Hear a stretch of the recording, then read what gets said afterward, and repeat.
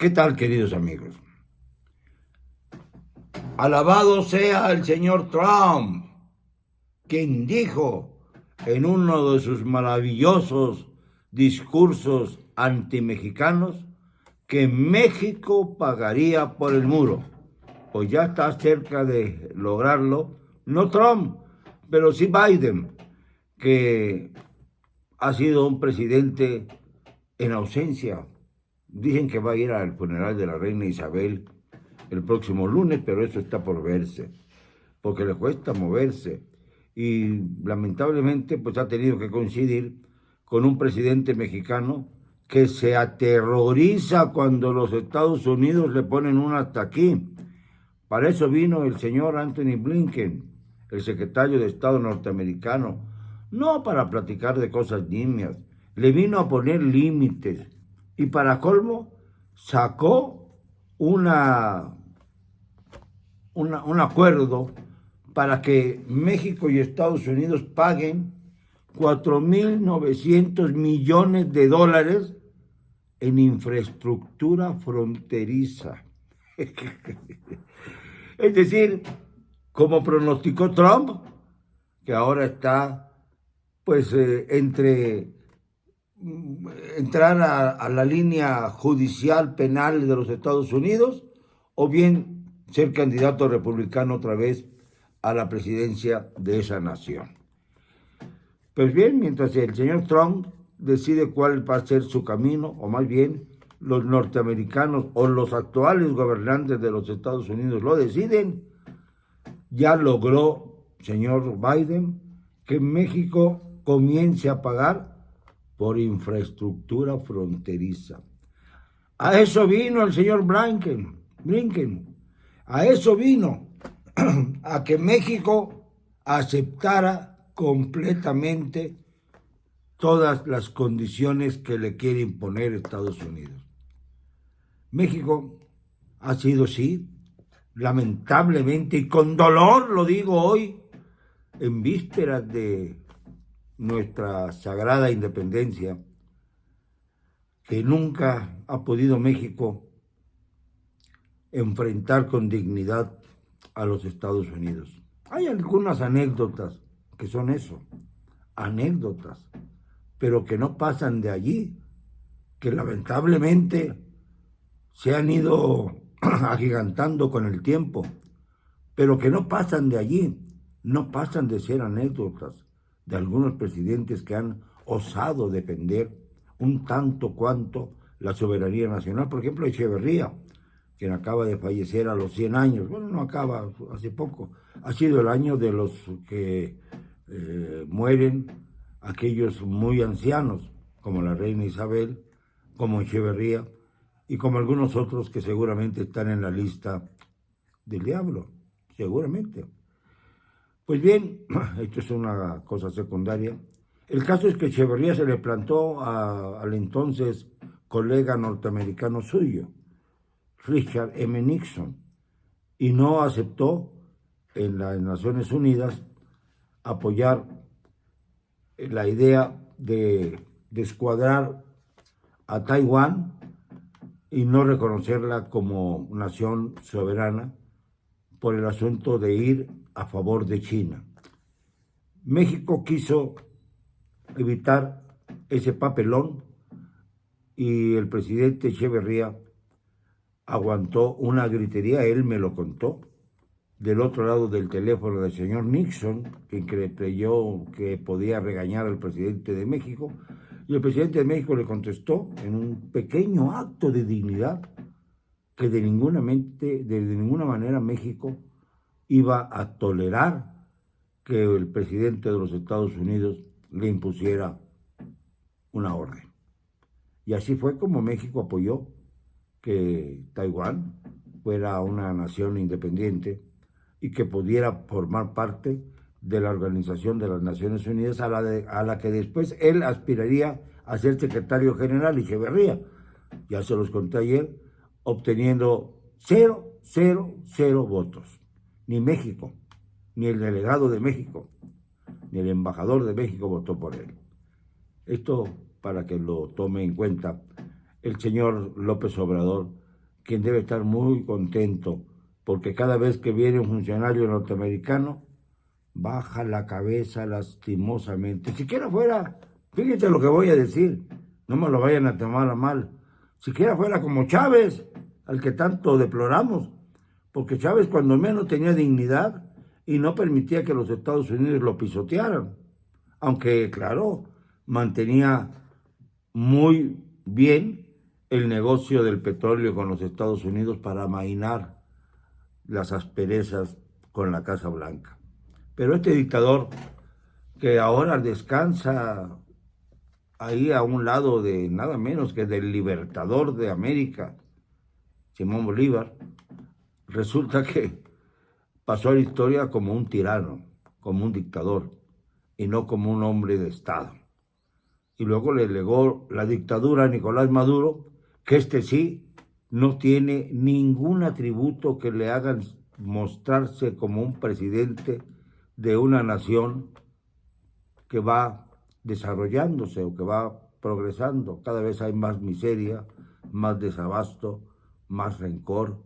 Cada vez Venezuela es un ejemplo clarísimo de la destrucción y de la devastación de todos aquellos países que por desgracia han caído en ese mal augurio, ese mal proyecto llamado Foro de Sao Paulo, que somete a las naciones a una especie de inquisición izquierdista que no ha servido más que para empobrecer, depauperar a los pueblos y exaltar hasta la calidad de intocables a los dictadores de Latinoamérica. Esta es la verdad y muy dolorosa. Por eso es vergonzoso que una visita de un jefe de Estado, de un secretario de Estado como el señor Anthony Blinken, sea tan devastadora para los intereses de México. Ahora México sí va a pagar por el muro como lo pronosticó el malnacido de Donald Trump. Va a pagar por el muro o por parte del muro, pero ya después nos irán imponiendo otras condiciones, como nos han impuesto condiciones para no salirnos del TECMEC como pretendía en un arranque pues de qué será, de enfermedad neuronal, como la que ya padece, pues para tratar de que México fuera por su propio camino. Y no lo dejaron, no han dejado. Dice el presidente López Obrador, anunció que el 16 de septiembre iba a pronunciar un discurso histórico, porque todo lo que él dice, según cree, es histórico. Y entonces se especuló sobre si iba a hablar sobre el tratado con Estados Unidos y Canadá para salirse de él. Y por eso también vino Blinken y lo puso suavecito. Y acabó México, nada menos, acabó México siendo uno más de los que van a aportar dinero para la infraestructura fronteriza. No se han ocupado de la frontera de México con Belice y con Guatemala. De allí vienen las oleadas de migrantes que, por cierto, el día de ayer se aventaron al río Bravo y lo cruzaron masivamente. Desde luego algunos fueron capturados como si fueran animales de caza y lamentablemente las políticas migratorias no han cambiado. Esto fue lo que se ofreció, que iba a haber una política migratoria más sana, más equitativa. Hubo el plan Trump en el sentido de que se quedaran en México los inmigrantes. ¿Y México por qué va a tener que pagar por el hecho de que se deslumbran por el gran aparato publicitario de los Estados Unidos que muestra a esta nación como la mayor potencia que ha habido en el mundo durante toda la historia?